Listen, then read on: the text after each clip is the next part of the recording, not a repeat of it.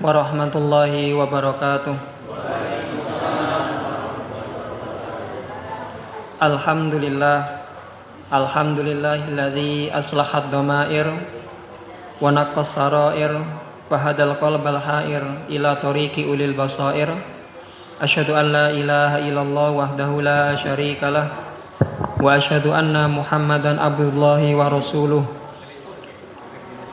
La nabiyya wa la rasula ba'da. Allahumma salli wa sallim wa an'im ala habibina Muhammadin wa ala alihi wa sahbihi wa tabi'ina ila yaumiddin.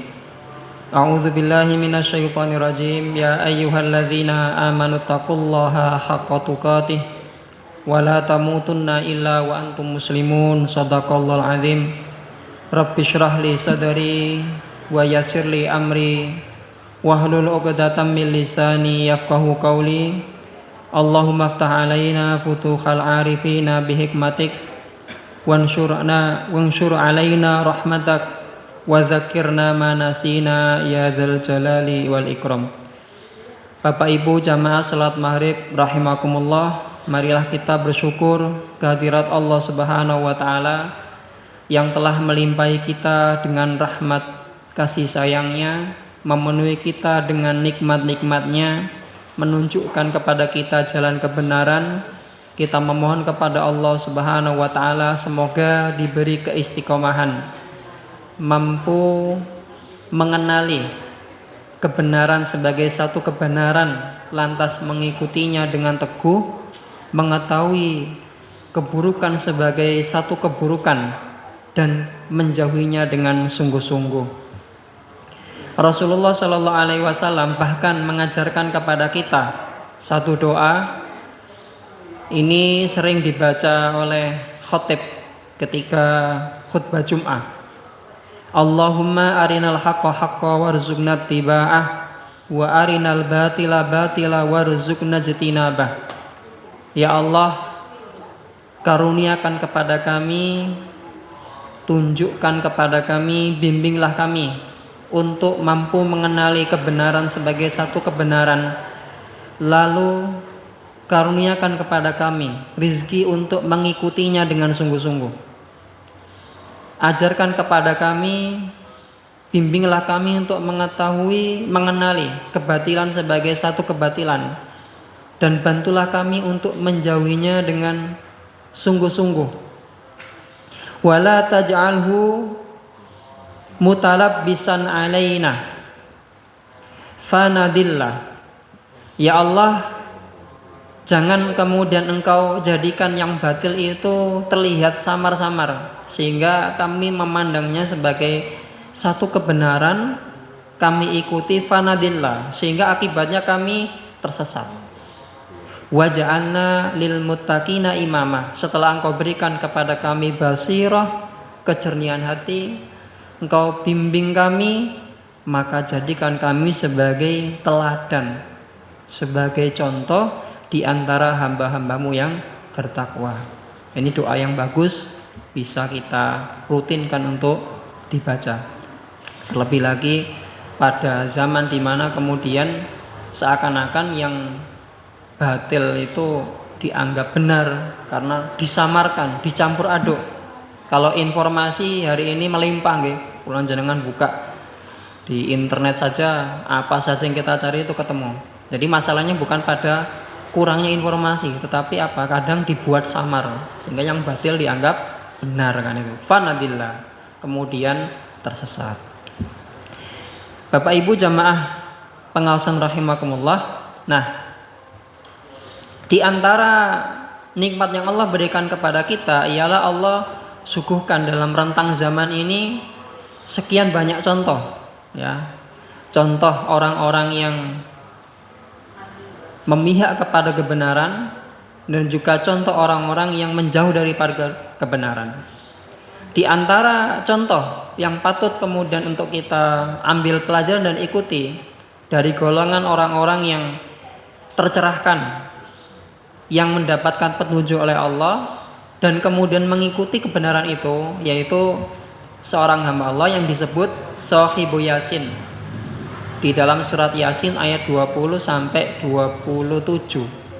Ya, Allah abadikan kisah beliau Shahibu Yasin. Jadi julukannya Shahibu Yasin. Allah berfirman, a'udzubillahi minasyaitonirrajim. Wa jaa'a min aqsal madinati rajulun yas'a. Qala ya qaumi ittabi'ul mursalin. Dan datanglah dari ujung kota seorang laki-laki dengan bergegas, yas'a, menemui kaumnya. Qala ya qaumi ittabi'ul mursalin. Dia mengatakan kepada kaumnya, wahai kaumku, ikutilah mereka, yaitu utusan-utusannya Allah. Mereka itulah utusan-utusan yang dikirim oleh Nabi Isa alaihissalam. Para ulama menafsirkan ayat ini, satu, siapa yang disebut dengan rajulu yas'a? Ini kan gak disebut namanya. Kalau di dalam Al-Quran itu ada satu sahabat Nabi yang disebut, ya, satu-satunya sahabat Nabi yang disebut namanya dalam Al-Quran.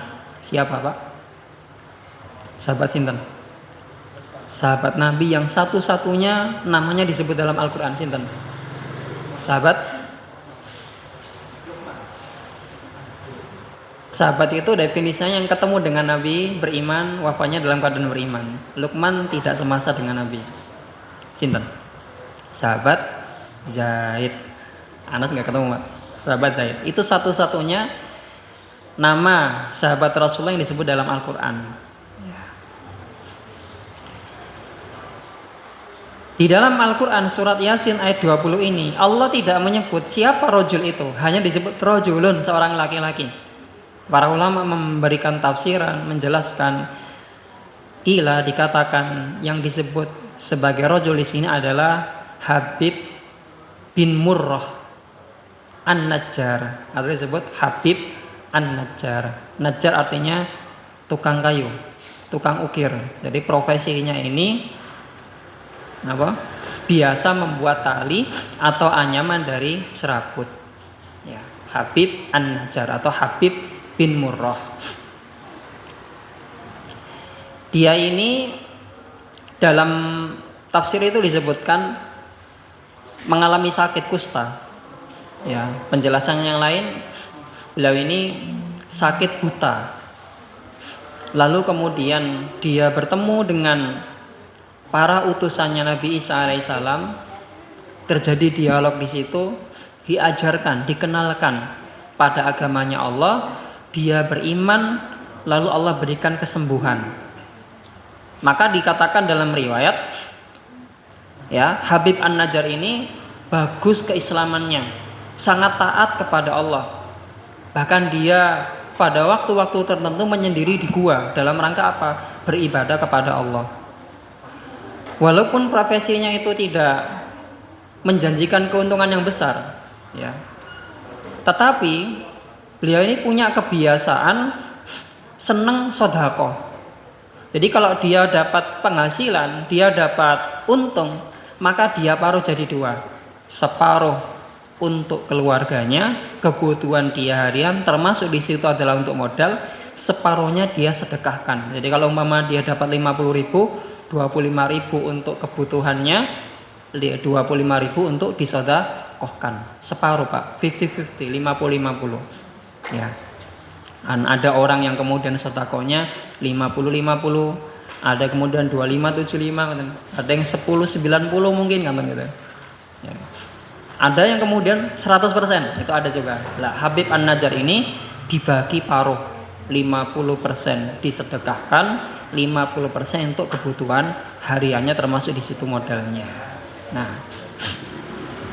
Allah menyebut kisah daripada Habib An-Najjar ini, wajaa, dan dia datang dengan bersusah payah, min aqsal Madinah, dari ujung kota. Kota mana yang dimaksud? Antioquia. Dari ujung kota, dari pinggiran kota. Bukanlah dia termasuk daripada masyarakat kota, apalagi pusat kota. Menunjukkan apa? Bahwasanya dia ini termasuk orang-orang yang lemah, kalangan daripada fakir miskin. Dia ini termasuk daripada du'afa. Ya.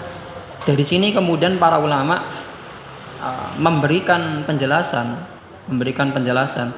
bahwasanya melalui ayat ini Allah Subhanahu wa taala hendak menunjukkan bahwasanya dakwah Islam itu, ya, agama Allah, seruan kepada Allah itu sampai terlebih dahulu atau menyentuh masyarakat pinggiran sebelum kemudian masuk di pertengahan.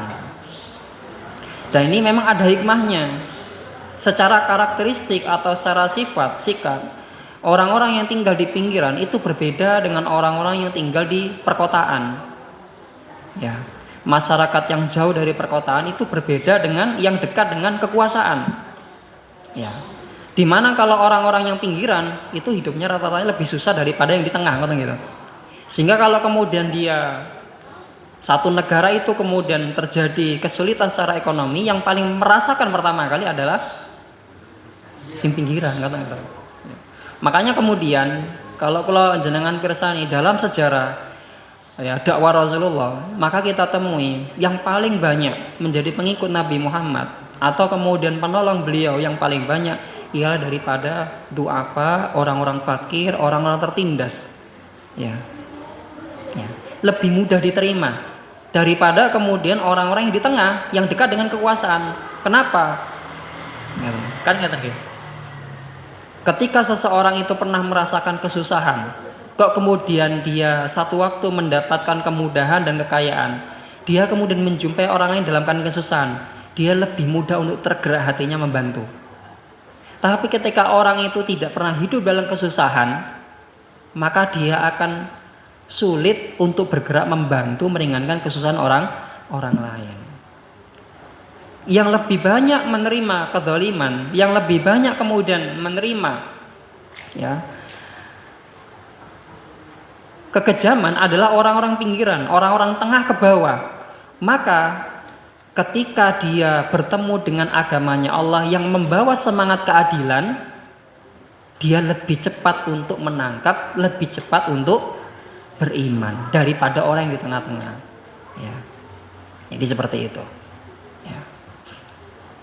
Dalam satu riwayat disebutkan ada seorang laki-laki dari Arab Badui. Arab Badui itu orang pedalaman. Dia datang kepada Rasulullah minta diajari Islam. Nabi kemudian mengajari kepada ia Islam. Ya. Karena pertemuannya tidak intens, ya, tetapi pertemuan yang sejenak itu mampu membuat dia itu kuat keimanannya. Ya. Kemudian dia pulang.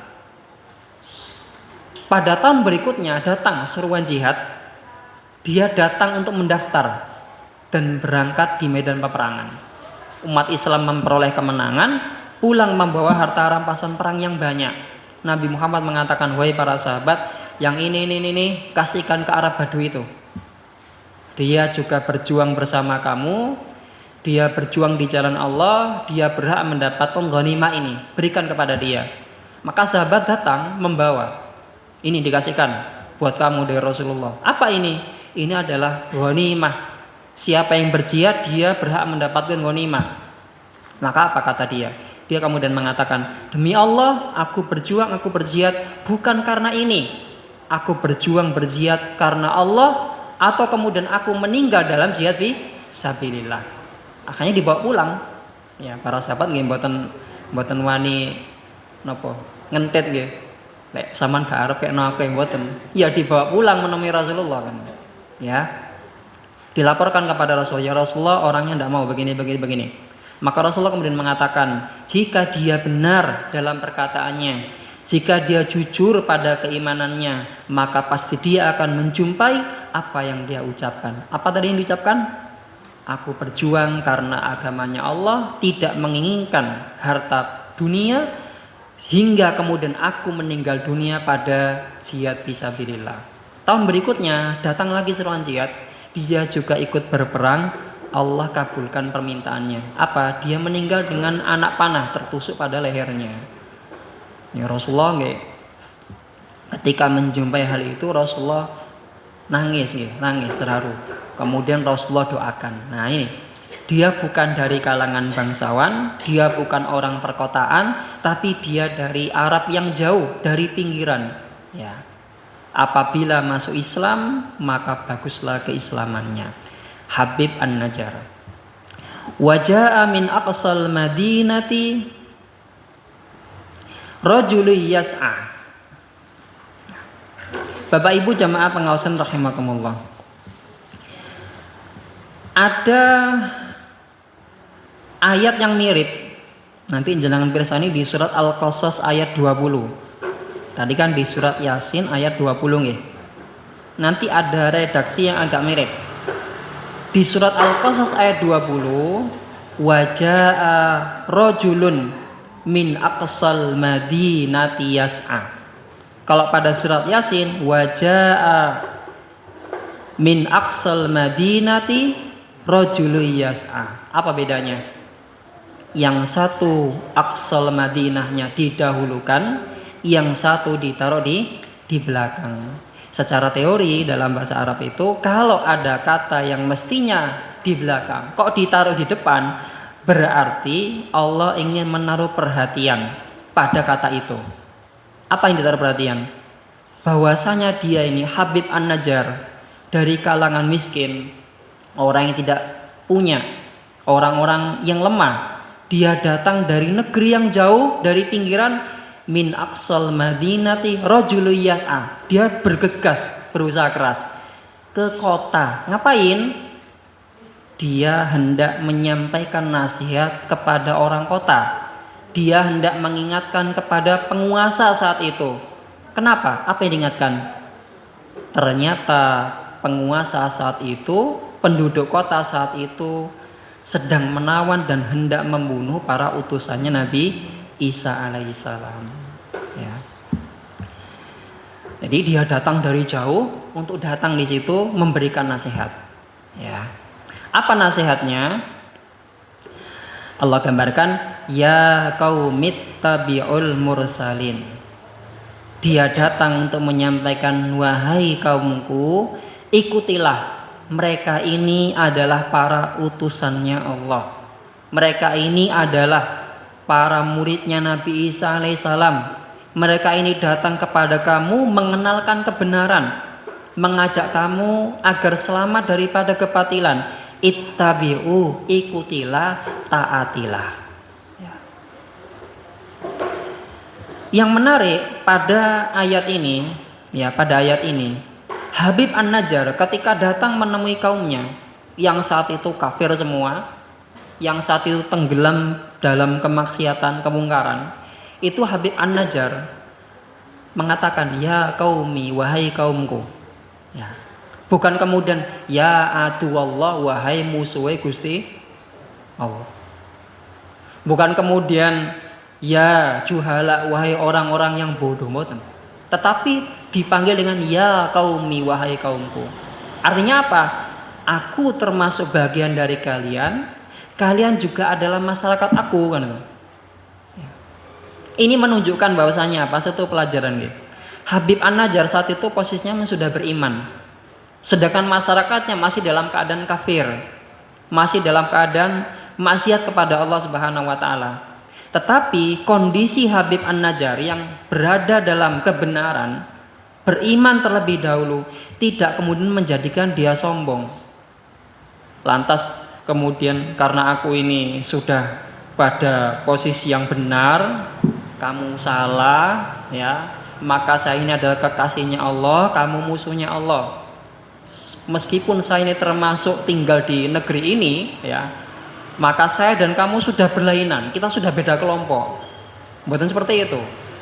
Jadi tidak ada sekat, tetap dipanggil dengan penuh kasih sayang, ya qaumi, wahai kaumku, yang menunjukkan tentang kelembutan, perhatian dan kasih sayang. Ya. Biasanya orang yang tidak tercerahkan hatinya, ya, tidak tercerahkan hatinya. Begitu kemudian dia tahu yang benar, dia mengetahui yang dilakukan oleh temannya, tetangganya, masyarakatnya itu salah, kemudian dia jumawa. Ya. Dia jumawa, kemudian merasa tinggi hati, ya, bahwa semestinya kamu itu mendengar saya, Mestinya kamu itu manut kepada saya. Mestinya kamu itu taubat. Diem mau, nggak usah jawab. Saya ngomong, mestinya seperti itu. Tetapi Habib An-Najjar datang mengajak dialog. Ya qaumi, wahai kaumku, ittabi'u, ikutilah dengan sungguh-sungguh al-mursalin, yaitu mereka orang-orang yang menjadi utusannya Nabi Isa alaihissalam.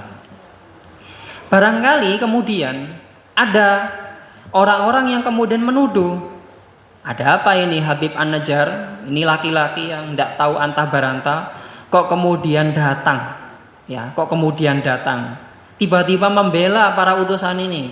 Berarti ini semacam ada rencana makar, ada kong kali kong, sama seperti tuduhannya Fir'aun kepada para penyihir ketika mereka beriman kepada Nabi Musa alaihissalam, beriman kepada Allah. Itu tuduhannya apa?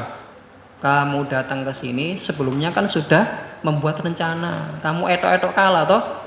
Ketika berhadapan dengan Musa, pura-pura kalah toh? Barangkali orang kemudian akan menduga ini ada orang laki-laki tiba-tiba datang ketika Al-Mursal ini mau dieksekusi, dia datang kemudian memberikan bantahan, memberikan sanggahan, ya, memberikan pemberat supaya tidak dihukum. Jangan-jangan ini sudah kong kali kong. Maka disinilah jelilnya Allah di dalam redaksi Al-Quran. Allah menggunakan kata rojulun, itu artinya adalah seorang laki-laki, secara bentuk dia nakiro, artinya apa? Dia nggak dikenali. Maksudnya apa? Orang kota saat itu juga tidak kenal. Lek wis kenal kan ya, ada dugaan, patut dicurigai. Tapi ini apa? Tidak dikenal. Ya, rojulu yas'a. Ya. Bapak Ibu jamaah pengawasan rahimakumullah.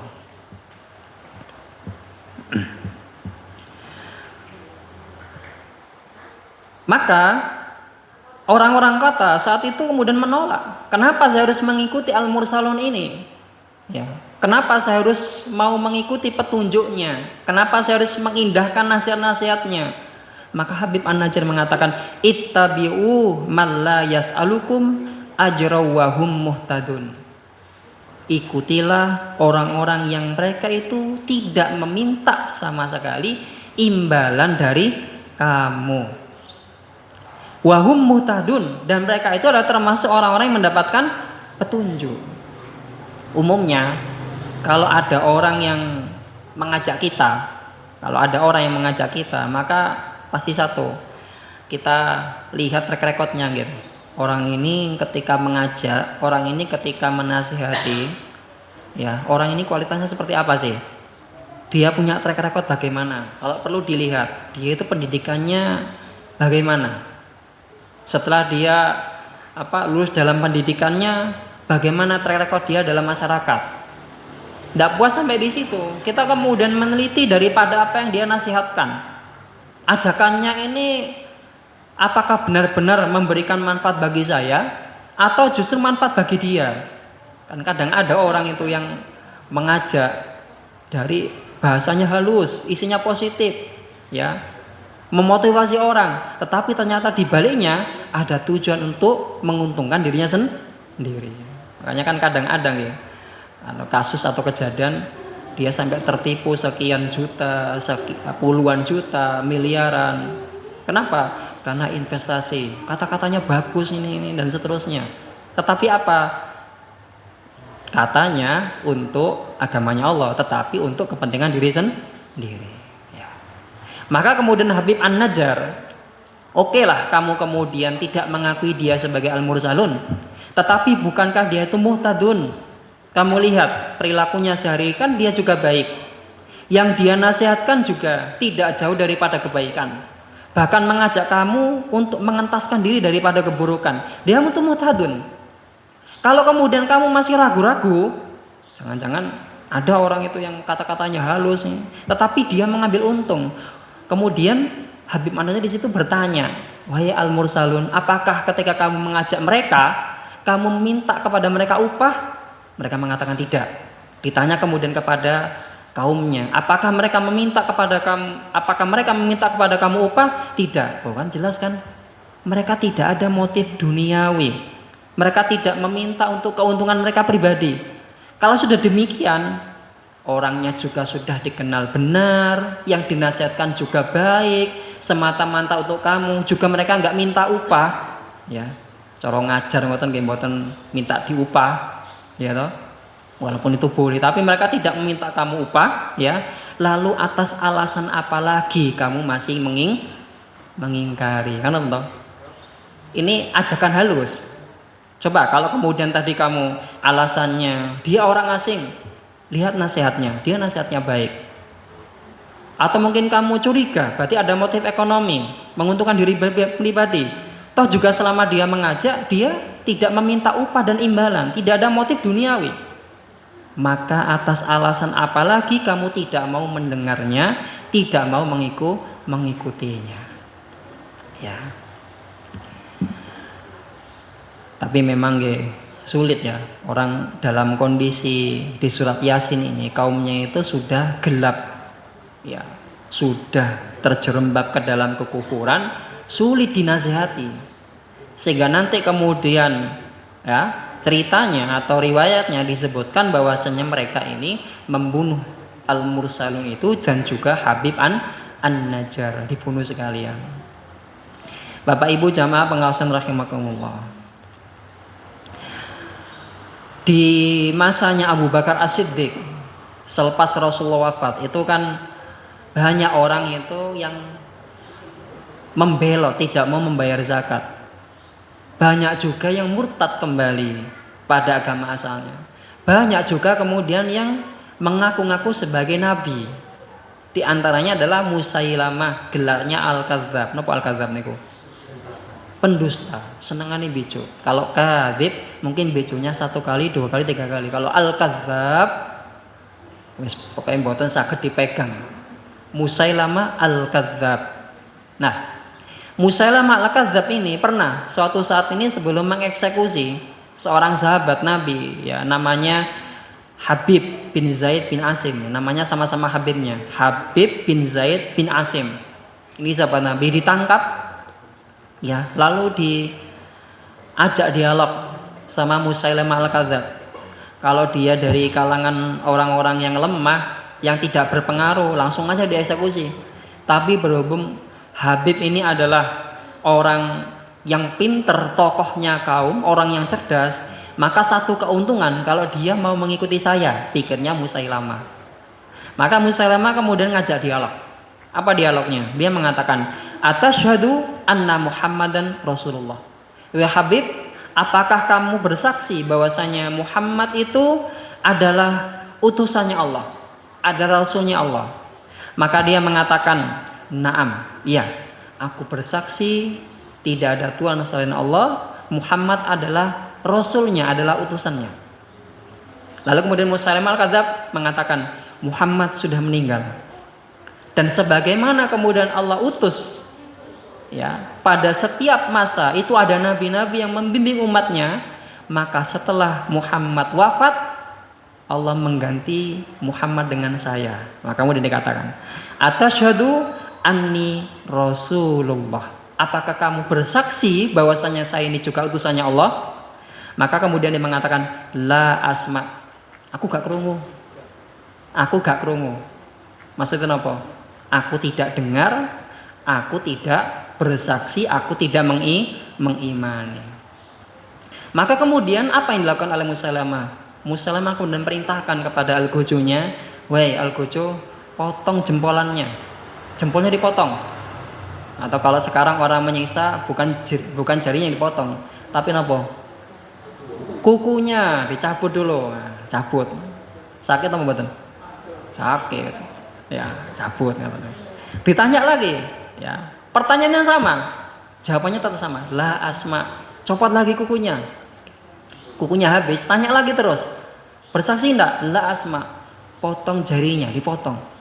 Jadi potong satu persatu sampai kemudian tercapik-capik tubuhnya, meninggal dunia. Tapi jawabannya tetap sama.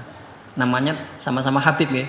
Satu tadi Habib An-Najjar, yang ini namanya Habib bin Zaid. Ya. Di surat Yasin ayat 20 nanti akhirnya juga sama. Al-Mursalun juga dieksekusi mati, Habib An-Najjar juga dieksekusi mati. Bedanya ini. Kalau kula jenengan pirsani di surat Yasin, urut-urutannya tadi itu. Ya. Maka ketika Habib An-Najjar ini dieksekusi mati, ya, atau dibunuh, tidak berkurang belas kasihnya kepada kaumnya, tetapi tetap kemudian meminta kepada Allah agar kaumnya ini, agar masyarakat ini diberi petunjuk, ya, diberi petunjuk. Ya. Ini sing sulit, Pak. Ya. Bisa saja kemudian Habib An-Najjar ini kemudian meminta kepada Allah, ya Allah, ini saya sudah datang jauh-jauh ke sini, saya juga tidak minta upah. Al-Mursalin juga tidak minta upah, ya enggak minta ganti bensinnya kan gitu ya. Semata-mata saya datang ini mengajak kepada kebenaran, ya, menasihati mereka dengan halus, masih saya anggap dulur loh, ya kaum ya, saya panggil begitu. Tetapi balasan mereka kepada saya seperti itu. Maka Habib An-Najjar bisa kalau kemudian mengatakan, ya Allah, binasakan mereka. Atau kemudian ditambah lagi seperti doanya Nabi Nuh. Kalau mereka melahirkan anaknya kafir, kalau mereka melahirkan anaknya fasik, sebelum nanti beranak pinak kafir, fasik, habiskan sekarang saja. Bisa saja berdoa seperti itu nggih. Tetapi Habib An-Najjar memilih doa yang lain, tetap meminta kepada Allah agar mereka diberi petunjuk. Nah, Bapak Ibu jamaah pengawasan rahimakumullah. Apa yang menjadikan Habib An-Najjar begitu sangat berkepentingan, ya, agar kemudian dia ini datang mendakwai kaumnya, mengajak mereka agar jangan kebablasan. Sudah kafir jangan ditambahi. Apa itu? Membunuh utusannya Allah, itu kan dosanya besar. Apa? Maka Habib An-Najjar kemudian mengatakan, ya, dalam ayat itu,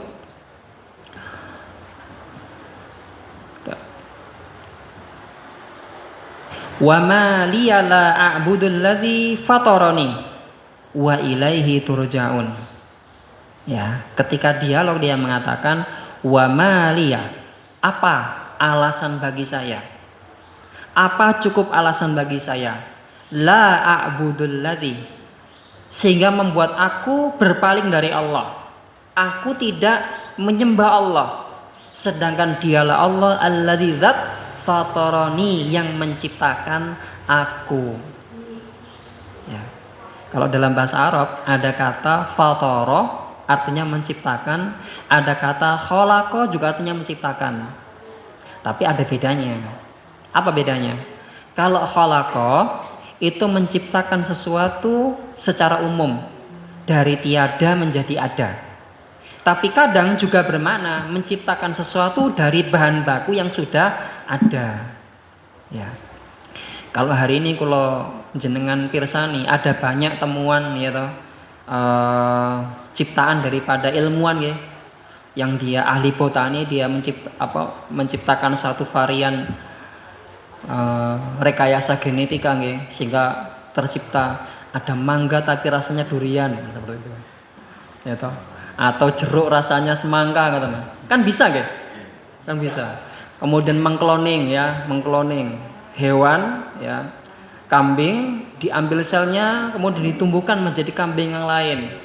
Ya, itu menciptakan dari tidak ada menjadi ada. Ya. Itu manusia bisa. Ya. Atau kemudian seperti pernah kita bahas nggih, kalau orang ternak itu butuh lahan banyak, lahan luas, butuh gaji karyawan, butuh kemudian kasih makan. Maka supaya efisien, efektif, biayanya juga nggak banyak, gitu.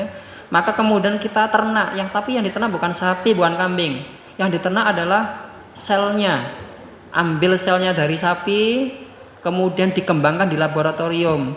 Kita ukur, nanti dijadikan daging sebesar 1 kilo. Itu bisa, Pak, sudah terjadi. Itu menciptakan dari tidak ada menjadi ada. Itu khalaqa. Tapi apa? Sudah ada bahan bakunya, Pak. Makanya saat canggih-canggih masih kalah sama Allah. Kenapa? Karena Allah itu tidak hanya khalaqa, tetapi fatara, fatiris samawati wal ard. Bahkan sing bahan baku ning mbotane jadi ada. Coba. Maka Habib An-Najjar kemudian mengatakan, wa maliya la a'budul ladzi fatarani. Dialah Allah yang kemudian menciptakan dari tidak ada menjadi ada. Bahkan pada diriku sendiri, ya. Ada nggak di alam semesta ini orang sak pinter-pinternya, sak canggih-canggih pengetahuan, kemudian membuat selnya manusia pertama kali? Tidak ada, Pak. Allah fatoroni, begitu juga kamu, gitu loh. Wa ilaihi turja'un, dan nanti aku dikembalikan kepada Allah, kamu juga dikembalikan kepada Allah. Ya. Keimanan yang teguh membuat Habib An-Najjar tidak ingin hanya dirinya yang selamat, tetapi menginginkan agar orang ini juga mendapatkan cahaya petunjuknya Allah Subhanahu wa Ta'ala. Ya. Gitu. Makanya kalau ada kemudian orang gampang terombang-ambing, ya. Kalau ibadah dia doknyeng, kadang semangat, kadang tidak. Barangkali kemudian dia belum menemukan keimanan ainul yakin, ya, ilmul yakin sebagaimana Habib bin Murrah, ya, Habib An-Najjar ini, ya. Bapak Ibu jamaah pengawasan rahimakumullah. Maka kemudian kembali pada surat Yasin ayat 20 sampai 23, ya. Ketika kemudian Habib An-Najjar mengatakan ittabi'u man la yas'alukum ajra wa hum muhtadun.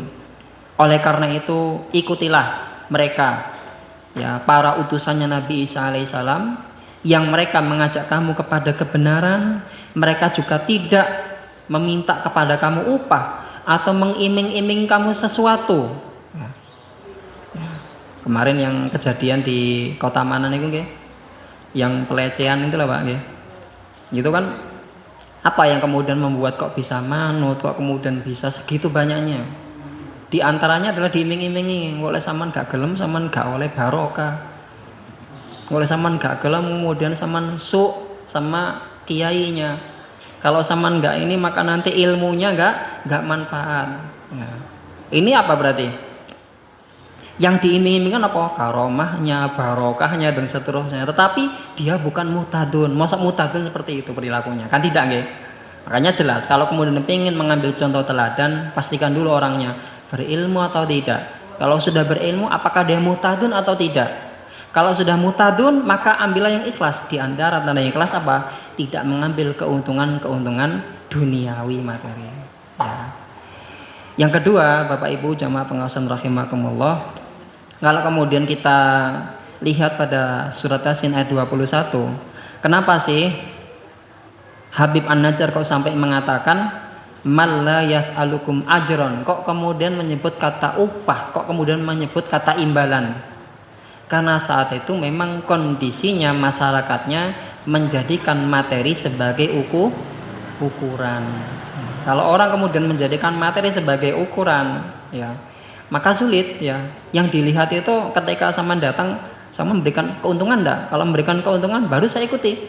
Kalau nggak ada keuntungannya, ya, bahkan kemudian saya malah torok banyak, malah saya keluar banyak pengorbanan, yang mending saya enggak ikut. Seperti itu. Itu kalau apa? Materi dijadikan sebagai ukuran, materialisme. Kalau dalam agamanya Allah justru apa? Lebih banyak pengorbanannya, nggih. Ya, kalau di bulan Dzulhijjah ini kita diajak untuk merenungkan kisah pada Nabi Ibrahim alaihissalam, dan yang melekat pada kisah beliau adalah tentang pengorbanan, nggih. Kalau kita lihat manusia ketika hidup ini kan tidak luput daripada pengorbanan. Gimana buatan? Orang yang baik pun berkorban, orang yang melakukan keburukan juga berkorban.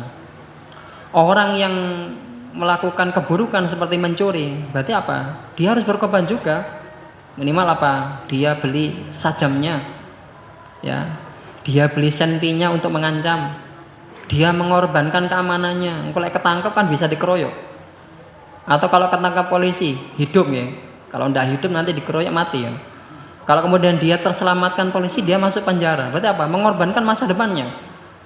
Atau kemudian dia melakukan kejahatan yang lain, ya, seperti berzina dan seterusnya. Yang dia korbankan apa? Kesehatannya. Kalau dia berkeluarga maka yang dikorbankan kerukunan keluarganya, kan, ya. Orang yang melakukan keburukan saja itu juga berkorban. Maka orang yang melakukan kebenaran, menempuh jalannya Allah juga pasti berkorban. Bedanya Kalau pada yang pertama, dia tidak akan menjumpai keselamatan, ridhonya Allah di akhirat. Hidup itu panjang, tidak hanya di dunia. Tetapi kalau orang itu orang yang baik, dia berkorban pada kebenaran, pada kebaikan, secara zahir dia terkurangi, tetapi dia sedang membeli rumahnya, tempat kembalinya besok ketika di surganya Allah Subhanahu wa taala. Kalau Habib An-Najjar ini yang dikorbankan sampai nyawanya. Jadi ketika mengajak orang itu nyawanya sampai dipertaruhkan. Ya. Dia dieksekusi meninggal dunia, Ar-Mursalun juga dieksekusi meninggal dunia. Loh, kalau begitu dakwanya berarti gagal? Tidak. Tidak ada yang gagal dalam perjuangan, tidak ada yang gagal dalam dakwah, tidak ada. Kenapa? Kembali lagi, usaha manusia adalah sebatas mengajak, tetapi memberi petunjuk adalah prerogatifnya Allah Subhanahu wa taala. Jadi kembali lagi tadi dengan Allahumma arinal haqqa haqqa warzuqna tiba'ah wa arinal batila batila warzuqna tinabah. Ya, ada dua golongan. Golongan yang memihak kepada kebenaran, Habib An-Najjar, ya, walaupun dia minoritas, dan golongan yang memihak kepada keburukan, dan acap kali itu mayoritas. Tetapi Habib An-Najjar memberikan contoh, kalau ada kebenaran walaupun dia minoritas, pilihlah, ambillah, berpihaklah. Bapak Ibu jamaah pengawasan rahimakumullah, demikian apa yang dapat kita pelajari pada malam hari ini. Semoga ada manfaatnya bagi kula jenengan sami. Segala kebaikan dan manfaat tentunya hanya dari Allah Subhanahu wa taala. Kekurangan hanya dari saya pribadi sebagai manusia. Akhirul kalam, ihdinas siratal mustaqim. Wassalamualaikum warahmatullahi wabarakatuh.